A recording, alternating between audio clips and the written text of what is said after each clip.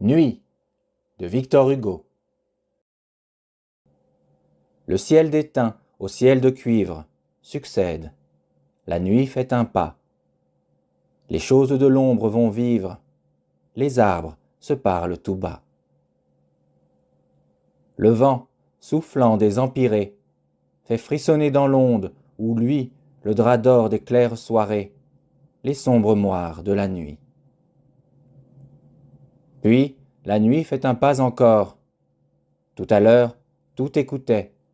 Maintenant, nul bruit n'ose éclore. Tout s'enfuit, se cache et se tait.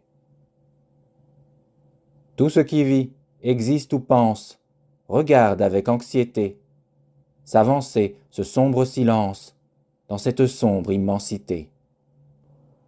C'est l'heure où toute créature sent distinctement dans les cieux, dans la grande étendue obscure, le grand être mystérieux.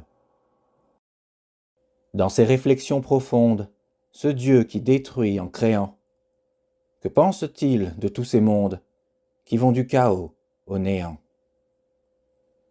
Est-ce à nous qu'il prête l'oreille? Est-ce aux anges? Est-ce aux démons? À quoi songe-t-il, lui qui veille, à l'heure trouble où nous dormons? Que de soleil, spectre sublime, que d'astres à l'orbe éclatant, que de mondes dans ces abîmes, dont peut-être il n'est pas content. Ainsi que des monstres énormes, dans l'océan illimité, que de créations difformes roulent dans cette obscurité. L'univers où sa sève coule, mérite-t-il de le fixer? Ne va-t-il pas briser ce moule, tout jeter et recommencer? Nul asile que la prière, cette heure sombre nous fait voir la création tout entière comme un grand édifice noir. Quand flottent les ombres glacées, quand l'azur s'éclipse à nos yeux, ce sont d'effrayantes pensées que celles qui viennent des cieux. Oh, la nuit muette et livide fait vibrer quelque chose en nous. Pourquoi cherche-t-on dans le vide? Pourquoi tombe-t-on à genoux?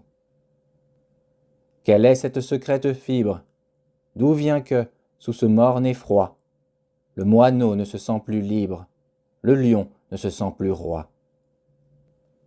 Question dans l'ombre enfouie, au fond du ciel de deuil couvert, dans ces profondeurs inouïes, où l'âme plonge, où l'œil se perd. Que se passe-t-il de terrible, qui fait que l'homme, esprit banni, a peur de votre calme horrible, ô ténèbres de l'infini?